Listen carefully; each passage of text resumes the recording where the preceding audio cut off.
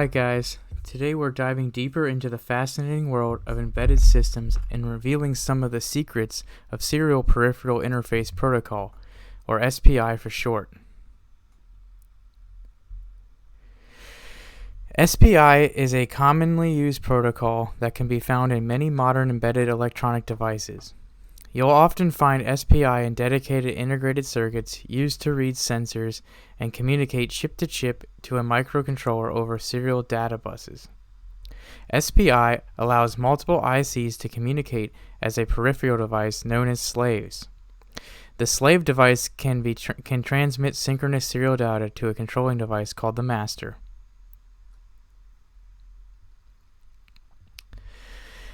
SPI only uses 4 different bus signals. They are chip select, serial clock, master out, slave in, and master in, slave out. Now imagine a motion picture is being filmed. The director will yell action and the clapperboard slams in front of the camera to signify the start time. The actors and all the supporting operations will synchronize their role to this event. The master is the director in this case of the SPI bus and chooses the slave that is active by enabling the chip select line. The serial clock is used to synchronize the data going to and from the slave device and the master. The master controls the clock rate and which slave on the bus is selected. The serial clock, along with the MOSI and the MISO, can be shared for all slave devices on the bus. However, each slave device requires a separate chip select signal from the master to ensure no conflicts occur.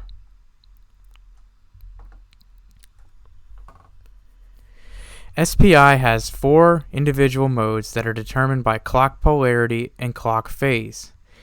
The clock polarity can be either set to a logic 0, which idles low and transitions high, or logic 1, which idles high and transitions low.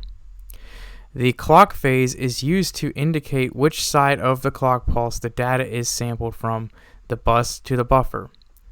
When the clock phase is low, the data will be sampled when the clock transitions from the idle voltage level. When the clock phase is high, the data is sampled after the clock returns to the idle voltage, which is dependent on the clock polarity.